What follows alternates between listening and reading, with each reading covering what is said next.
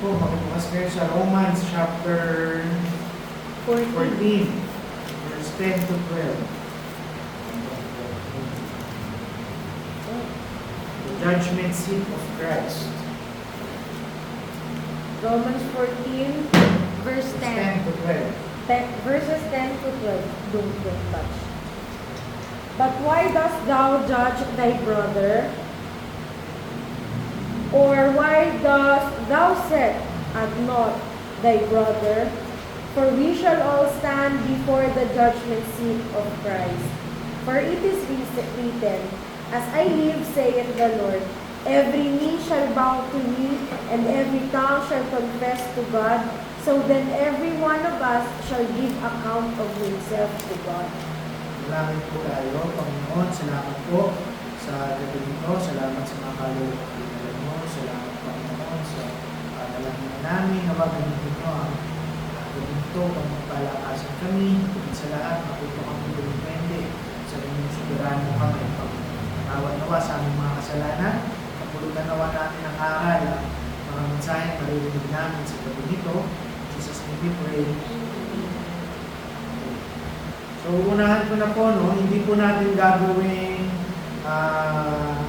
doctrinal ang mensahe natin ngayon. Dahil re-reserve na lang po natin yung doctrinal na atake sa Sunday School. Pero i-align po natin siya sa tema ng series natin, kung maalala nyo.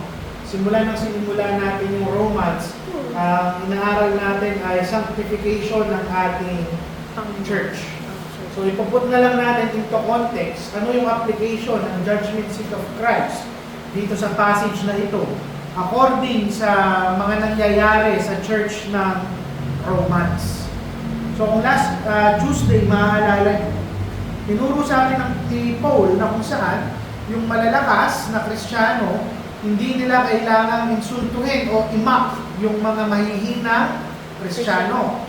At yung mahihinang Kristiyano naman, hindi nila dapat dinidespise o kinagagalitan yung malalakas o mga mature na Kristiyano.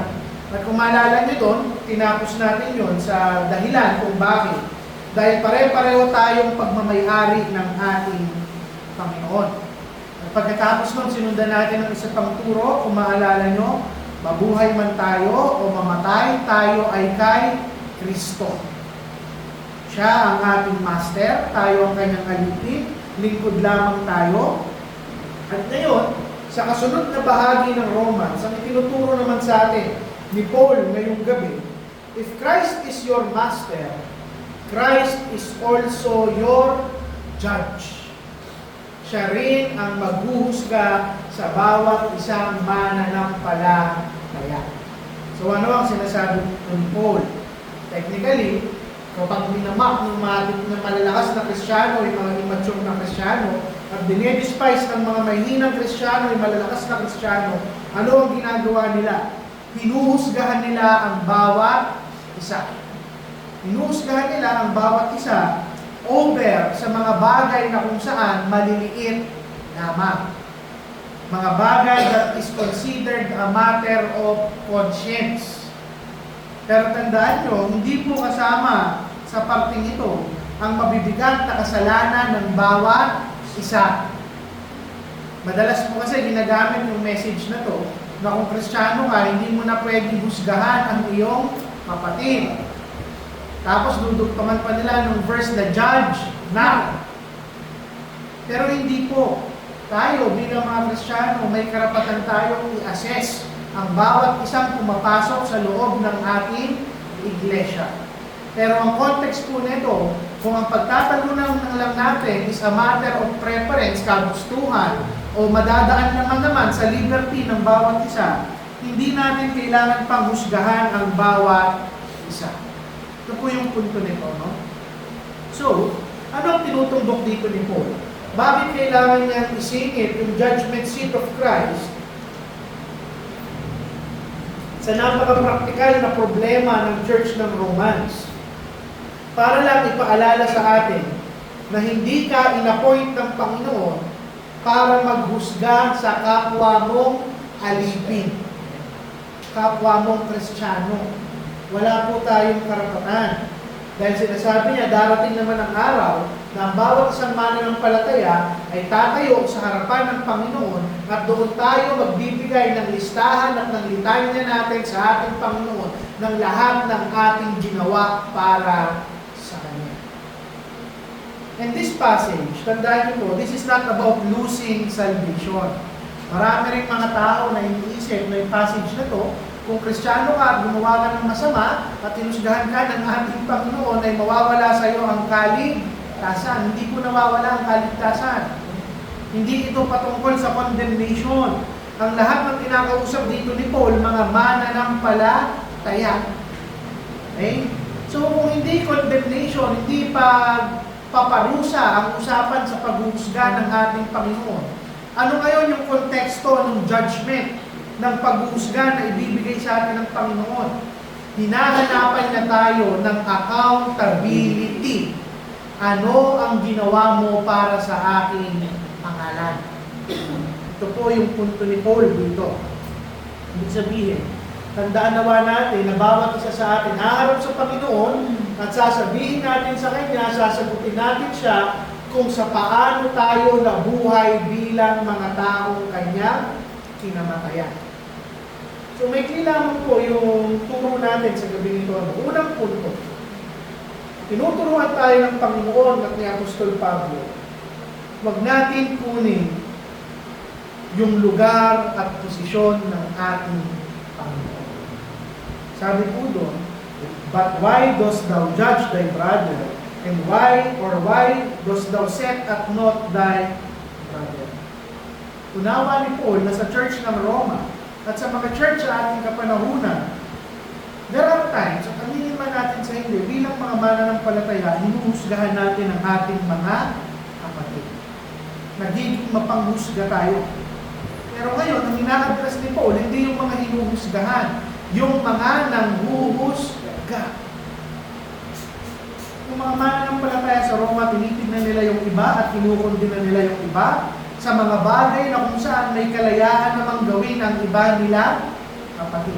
Uulitin ko po ang pinag-uusapan natin dito, yung mga bagay na pwede na natin palakpasin o pagpaliban. Hindi po kasama rito ang mga kasalanan.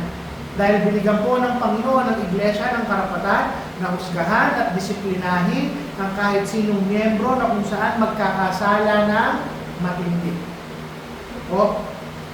Pero sinasabi ni Paul, sa maliliit na bagay, hindi na natin kailangan pangkunin yung posisyon ng Panginoon na tayo yung maghuhusga sa ating mga kapatid. Hindi tayo pwedeng umasta na hawak-hawak natin yung buo at kumpletong otoridad sa buhay ng bawat isang mananampalataya. Hindi po natin hawak ang kahit sino man sa kanilang mga delegate.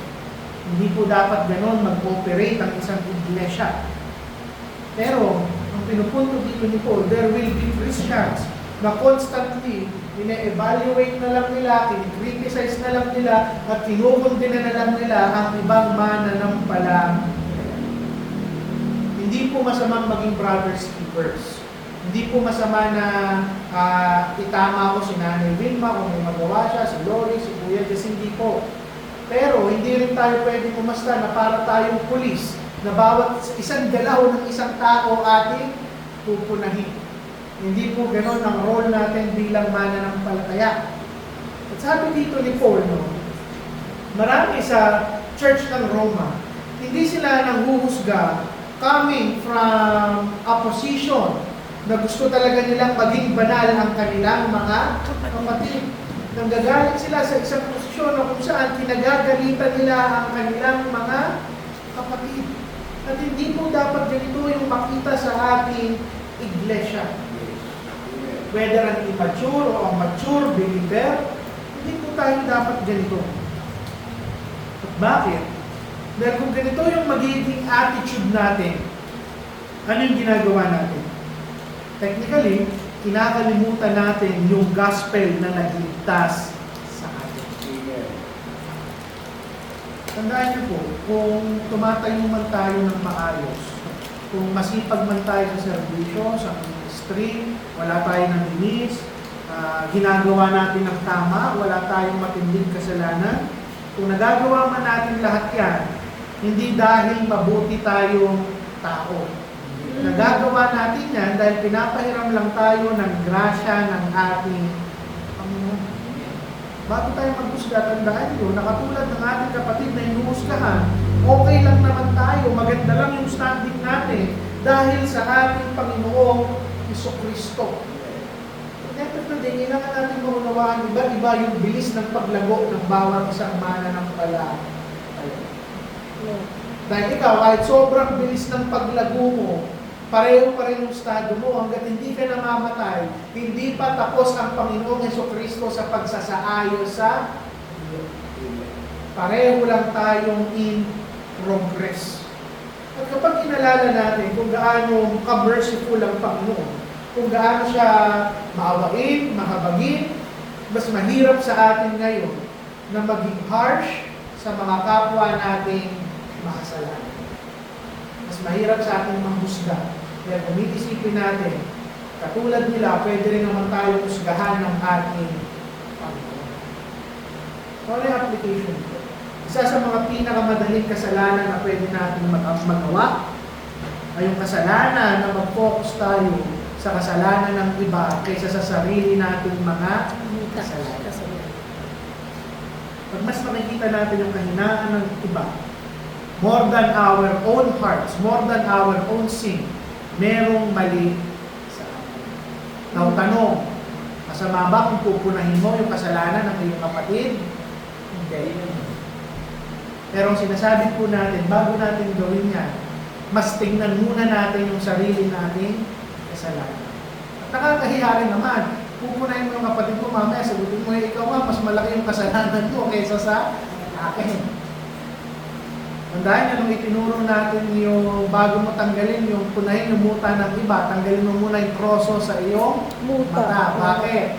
Kasi paano mo tatanggalin yung maliit na bagay kung ikaw mismo ay bulag sa sarili mong kasalanan? Okay? Tanungin natin yung ating mga sarili. Hindi ko po tatanungin, mabilis ba tayo pumuna? Ang tamang tanong, mas mabilis ba natin punahin ng iba kaysa sa ating sarili? Wala akong masama kung mabilis kang mamuna.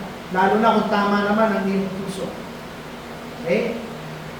Mas concerned ba akong itama yung iba kaysa ang aking sarili?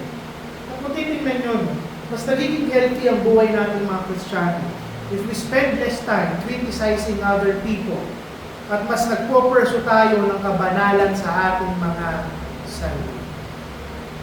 At maraming conflict sa loob ng mga churches ang mawawala kung inuuna nating tanggalin ang mga pangit nating ugali kesa unahin ang ibang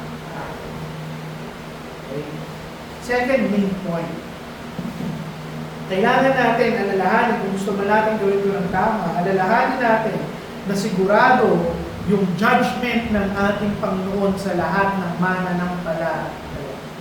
Question, yung judgment seat of Christ, para kanino lang yun? Christians. Okay?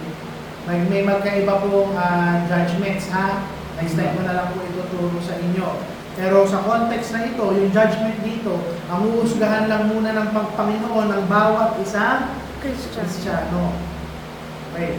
Hindi ko po hihimayin yung doctrinal, yung doktrina sa likod ng verse na to, application lang tayo ngayon, ha?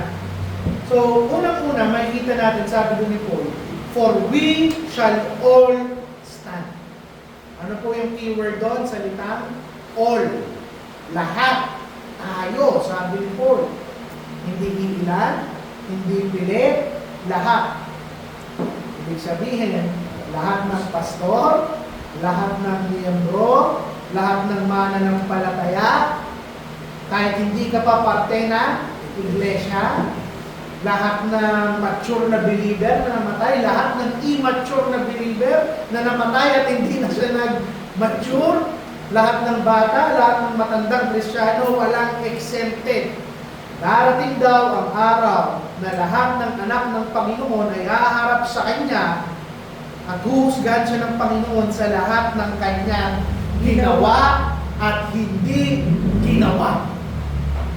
Okay? Madaling sabihin, Panginoon, ginawa ko to. E paano kung tinanong ka ng Panginoon? Lahat ng oras at pagkakataon sa buhay mo na pwede mong gawin yung isang magandang bagay at hindi mo ginawa, mas mahirap yun sagutin sa harap ng ating Panginoon. Pero isa yung kasiguraduhan ni Paul. Tinuloy na yun, as I live, saith the Lord, hanggang nabubuhay daw ang ating Panginoon. Every knee shall bow to me, and every tongue shall confess to God. Sigurado yung judgment ng ating Panginoon. Hindi niya pinangako sa kabutihan mo. Hindi niya ipinangako na hanggang nandito ang mundo, sigurado ang judgment ko. Hindi. Ang pangako niya, hanggang ako ay nabubuhay, sigurado ang aking paghuhusga. At gaano kasigurado yon? Kailanman hindi mamamatay ang ating Panginoon.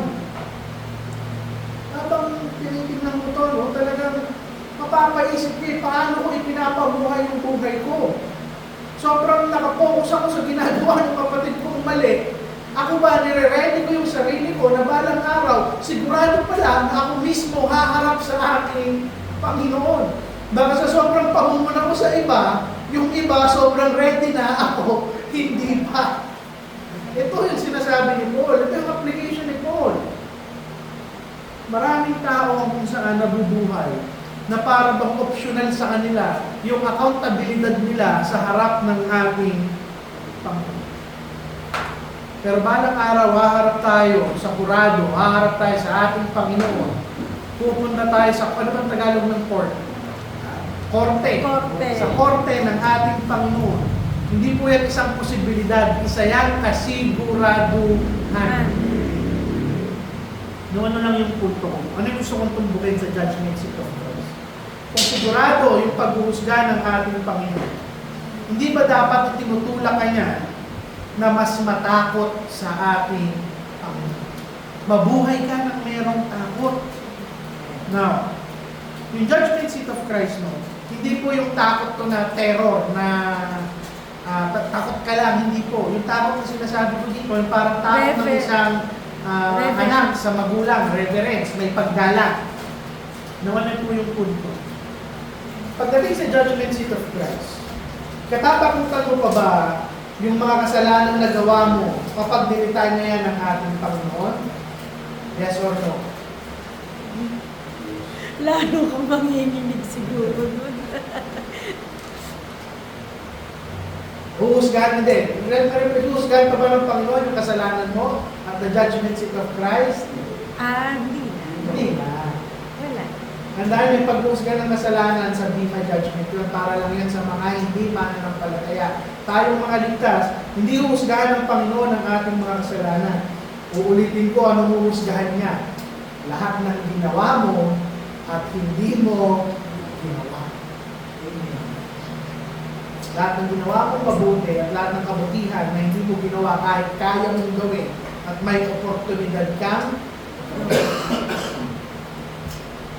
hindi na po husgahan yung kasalanan dito. Dahil ang sabi sa Biblia, there is therefore now no condemnation to them which are in Christ Jesus. Okay? Pero i-evaluate ka. Wala yung pinakaiba sa mga anak ko, kahit wala silang kasalanan. Araw-araw pag-uwi ko, galing trabaho, ano yung inaral nila? Ano yung ginawa nyo maghapon? Ano yung natutunan nyo? Ganito rin yung gagawin sa atin ng Panginoon. Tatanungin niya si Nanay Wilma, Nanay, ngayong, anong araw ba ngayon? June 23. Ano ang motibo mo? Bakit ka pumunta ng iglesia nyo para umattend ng prayer meeting? Nandito ka lang ba para makipagtsikahan kay Lola Jo?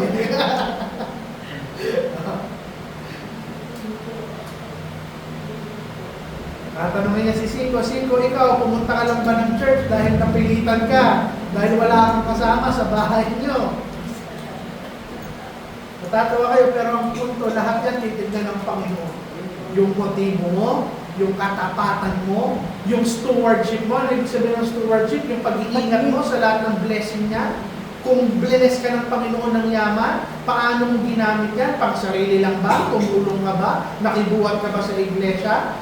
Binigyan ka ng Panginoon ng talino, ginamit mo ba yan sa ministeryo? Ng oras at lakas, ginamit mo ba yan para makatulong sa iglesia? Titignan niya kung paano ka naglingkod. Titignan niya, higit sa lahat, yung kaseryosohan mo sa kanyang kaharian. Amen. At titignan niya yung kabanalan ng bawat isang mananampalataya. Habang inaaral ko ito, minsan nakakatawa na talagang tinitignan ng Panginoon ng lahat. Pero hindi ka ba niyan dapat itulak na i-evaluate mo ngayon, tignan mo ngayon yung buhay mo. Ano yung dapat mong maging priority? Ngayong sigurado ka na at alam mo huhusgahan ka ng Panginoon pala. It sets our priorities straight. Pag pinapili ako ng Panginoon, pagkakataong pumunta ng malaki o magsimba ko, una, may isip ko, ang sarap siguro pumunta ng malaki. Pero pag na-realize ko, hindi, huhusgahan ako ng Panginoon balang araw eh. Magsisimba na lang ako. May pagkakataon akong mag-share kaysa matulog at tumilata. Sayang eh. Huhusgahan ako ng Panginoon. At yung paghuhusgahan ng Panginoon dito, hindi para paluin lang tayo eh. Bibigyan niya tayo ng reward. Ngayon alam mo to, paano mo ngayon babaguhin yung priorities mo? Ano ngayon yung mga pag-uugali mo na kailangan mong baguhin? Ano yung mga responsibilidad sa ministeryo na nineneglect mo, na sa panahon ngayon at nalaunawaan mo, kailangan mo nang i-prioritize? Ano yung punto? Ano lang gusto kong tumbuhin? Kung alam mong totoo yung judgment seat of Christ, dapat yan, itulak ka sa mindset na kahit anong gawin mo ngayon, may significance sa eternidad mo balang araw. At mas ngayon mo marirealize na totoo yung sinabi ng Biblia, no? Whether you eat or drink, do it all for the glory of God. Nakita nyo ngayon yung significance ng word na kahit kumain ka lang, o uminom ka lang, o mga simpleng bagay na ginagawa mo, gawin mo para sa ating Panginoon. Dahil lahat ng ginagawa mo, humusgahan niya balang araw. Buti na lang talaga, eternidad, ang meron tayo doon. Baka isang tao pa lang, kulang ang 100 taon para husgahan ang lahat ng bagay na kanya ginawa. Now, pangatlong punto, at ito na po yung pangtuloy. Kailangan natin ngayon maghanda dahil may personal tayo pananagutan sa harap ng ating. Nahanap ko rin sa wakas yung Tagalog ng accountability. Naisip ko rin. Pananagutan. Sasagot tayo sa ating Panginoon. Sabi doon, so then every one of us shall give account of himself to God. Sabi po doon, every one of us. Balang araw pag tinanong ka ng Panginoon, anong ginawa mo? Hindi pwedeng sumagot para sa akin yung asawa ko. Hindi pwedeng sabihin ni Lord na, Panginoon, masipag na pastor yung asawa ko. Hindi siya sasagot sa akin. Hindi yung asawa mo, hindi yung pastor mo, at lalong-lalo na, hindi ang iglesia mo. Hindi natin pwede sabihin sa Panginoon, ginawa ko to o hindi ko to ginawa dahil sa church, dahil kay pastor, dahil sa asawa ko, dahil sa anak ko. Hindi tayo pwedeng magturo at magbigay ng excuse. Ikaw mismo ang mananagot sa harap ng ating Panginoon sa lahat ng iyong ginawa. And let us put this into perspective. Doon sa unang point natin, kung bakit kailangan natin pigilan masyadong maging kritikal sa ating mga kapatid. Dahil hindi rin naman ikaw yung sasagot sa Panginoon para sa kanila. Sasagutin mo ang sarili mo pagbubuhay. And at this point, kung ganito yung pag-iisip natin patungkol sa judgment ng Panginoon, mawawala yung pag-compare natin, paghahalintulad natin ng ating sarili sa ating mga kapatid. Masakit mang isipin na kahit ako bilang pastor, sometimes, kino-comfort ko yung sarili ko. Hindi ko man direktang nare-realize. Minsan kino-comfort natin yung sarili natin kung paano natin ikumpara yung performance natin sa ibang tao. Na mas mabuti ako, mas masipag ako, mas kumikilos ako sa ating Panginoon. Pero hindi. kung may isip mo na ikaw lang ang mananagot sa Panginoon at hindi iba, diba? You will no longer compare yung sarili mo sa ibang mananampalataya. Matututo kang i-compare ang sarili mo sa ating Panginoong Kristo. Doon sa taong huhusga sa'yo. Kasi hindi ka naman huhusgahan ng Panginoon base sa ginawa ng kapatid mo. Huhusgahan ka niya base sa ginawa mo at base sa standard niya bilang kurado. At the end of the day, hindi po si pastor ang maghuhusga sa inyo. Hindi tayo katulad ni Kibuloy na yung pastor nila yung nagmamarka kung pasado ka o hindi. Paperman ng clearance. Hindi po. Lahat kayo mananagot sa atin. At ganun din. Ang uli, kung unawa natin lahat, dapat ma-motivate tayo mamuhay ng may kabanalan. Mamuhay tayo ng may kabanalan. Pag-ikod tayo ng masaya sa Panginoon. Gamitin natin yung lahat ng regalo ng ating Panginoon sa atin. Financial man, talent, effort, oras, lakas, talino. At i-invest natin yan sa mga eternal na. Now, I don't know about you. Pero gusto kong magkaroon ng corona sa langit.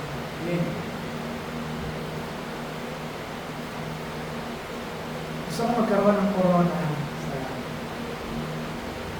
Hindi dahil I want to be the greatest. Kasi nga, sabi sa Biblia, the greatest ay yung parang isang bata.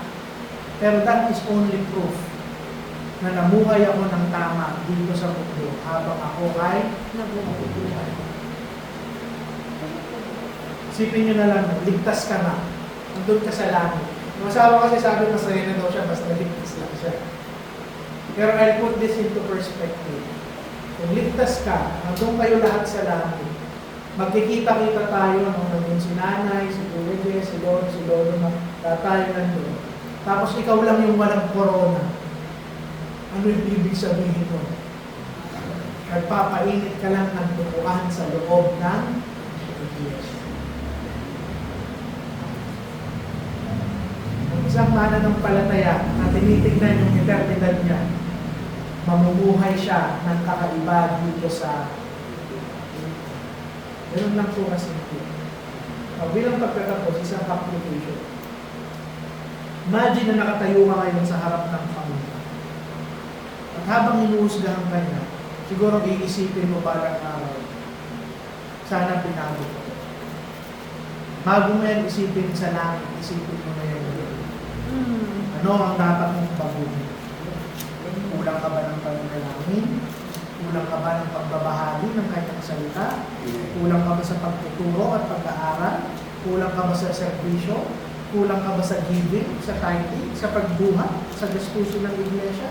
Kulang ka ba sa pagpapatawad? Kulang ka ba sa pag-unawa? Huwag na nating antayin yung panahon na nandun na tayo sa harapan niya bago tayo mamuhay tayo ng iniisip natin, eternidad natin sa harap ng ating. Imagine niyo, mga estudyante tayo dito. Darating na yung huling exam natin.